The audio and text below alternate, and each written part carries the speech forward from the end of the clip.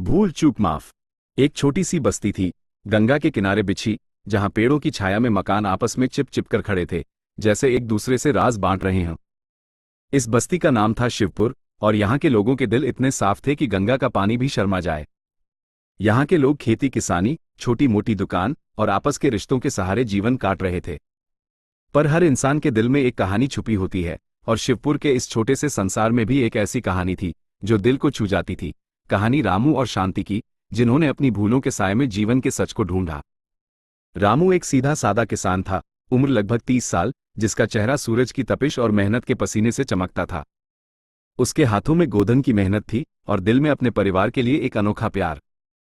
उसके घर में उसकी माँ गोमती और उसकी छोटी बहन राधा रहते थे।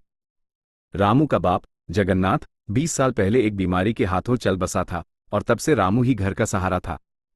गोमती एक कठोर औरत थी, जिसकी जुबान तेज थी, लेकिन दिल में अपने बेटे के लिए बेहद प्यार भी था। राधा, जो अभी 16 साल की थी, एक मासूम सी लड़की थी, जिसका सपना था एक दिन अपने भैया के लिए एक सुंदर सी भाभी लाना। शिवपुर के दूसरे छोर पर रहती थी शांति, एक ऐसी लड़की जिसका रूप इतना सुंदर था कि लोग कहते थे कि गंगा के पानी में उसके चेहरे का नूर झलकता है। शांति के पिता श्यामलाल गांव के मुखिया थे, और उनका घर गांव का सबसे बड़ा घर था। शांति की मां सावित्री एक नर्म दिल वाली औरत थी, जो अपनी बेटी के सपनों को समझती थी। पर श्यामलाल का स्वभाव अलग था, वो अपने मान सम्मान को सबसे ऊपर रखते थे, और उनका एक ही सपना था कि शांति का ब्याह किसी अमीर और नामी परिवार में हो। रामू और शांति की मुलाकात एक अनोखे इत्तेफाक से हुई थी। एक बार गंगा के घाट पर रामू अपने बैलों को नहला रहा था, जब शांति अपनी सहेलियों के साथ वहां पानी भरने आई। एक छोटा सा पत्थर शांति के पैर के नीचे आया और वो गिरने वाली थी।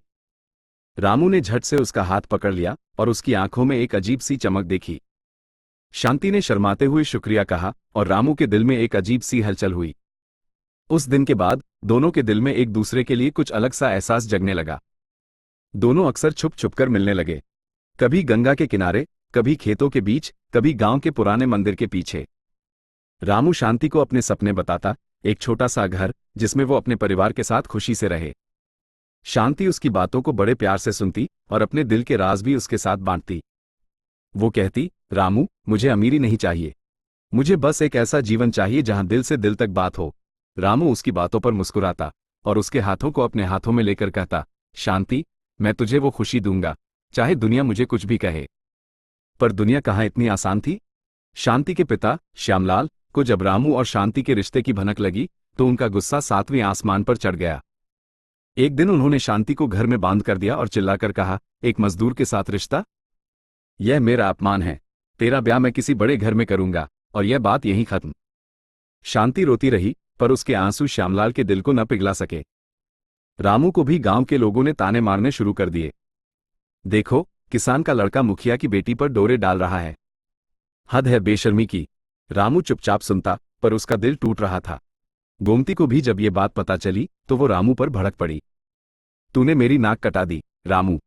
श्यामलाल जैसे लोग हमारे बराबर नहीं होते, उनके साथ लड़ाई का मतलब है अपना सब कुछ बर्बाद कर देना। पर रामू ने अपनी मां से एक ही बात कही, मां, मैं शांति से प्यार करता हूं। अगर यह गलत है तो मैं गलत ही सही, पर मैं उससे छोड़ नहीं सकता। एक रात जब गांव सोया हुआ था, रामू और शांति चुपके से मंदिर के पास मिले। शांति के चेहरे पर आंसू थे, पर उसकी आंखों में एक नई चमक भी थी। उसने रामू से कहा, रामू, अगर हमें साथ रहना है तो हमें ये गांव छोड़ना होगा। मेरे पिता मुझे किसी और के साथ ब्याह देंगे, और मैं वो दिन नहीं देख सकती। रामू ने उसका हाथ पकड़ा और कहा, शांति, मैं तुझे कभी अकेला नहीं छोड़ूंगा। पर क्या तू अपना घर, अपने माँ बाप छोड़ सकती है? शांति ने रोते हुए कहा, मेरे लिए अब तू ही मेरा घर है, रामू। दोनों ने फैसला किया कि वो गांव छोड़कर कहीं दूर चले जाएंगे। रामू ने अपनी छोटी सी जमा पूंजी इकट्ठी की, और शांति ने अपने कुछ गहने छुपाकर रखे। एक रात जब चांद तारों के पीछे छुपा था, दोनों गांव के रास्ते से निकल पड़े। उनका मंजिल थी एक नई दुनिया, जहां उनका प्यार किसी के गुस्से या समाज के बंधनों से जुड़ा न हो।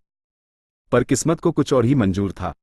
गांव के कुछ लोगों ने उन्हें जाते हुए देख लिया, और श्यामलाल तक खबर पहुंच गई। उसने अपने आदमियों को भेजा, और रामू और शांति को गांव के बाहर एक जंगल के पास पकड़ लिया गया। श्यामलाल ने रामू को सबके सामने बेइज्जत किया और कहा, तुझ जैसे गरीब का ये जुर्म मैं कभी नहीं भूलूंगा। शांति ने अपने पिता के पैर पकड़े, पर श्यामलाल ने उससे भी धक्का दे दिया। रामू को गांव के कुछ लोगों ने इतना मारा कि उसका चेहरा खून से लथपथ हो गया। शांति चीखती रही, पर कोई उसकी मदद को नहीं आया। उस रात के बाद शांति को घर में कैद कर दिया गया और रामू को गांव के बाहर निकाल दिया गया।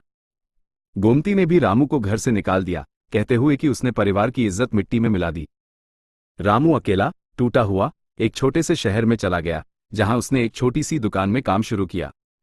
पर उसका दिल हर पल शांति के पास ही था। समय बीता। 1 साल, 2 साल, 3 साल।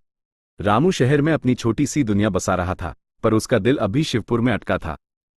एक दिन उसे खबर मिली कि शांति का ब्याह एक अमीर व्यापारी के बेटे से तय हो गया है। ये सुनते ही रामू का दिल टूट गया। उसने सोचा, शायद शांति ने मुझे भूल लिया, शायद मैं उसके लिए अब कुछ भी नहीं। पर उसके दिल में एक छोटी सी उम्मीद अब भी बची थी। उधारी। शिवपुर में शांति का जीवन एक सजा बन गया था। श्यामलाल ने उसका ब्याह एक व्यापारी के बेटे मोहन से कर दिया।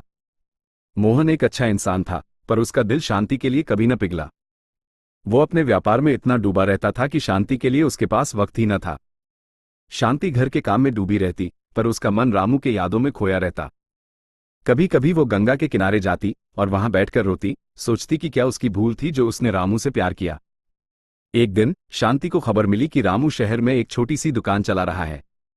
उसने अपने दिल में ठान लिया कि वो एक बार रामू से मिलने जाएगी।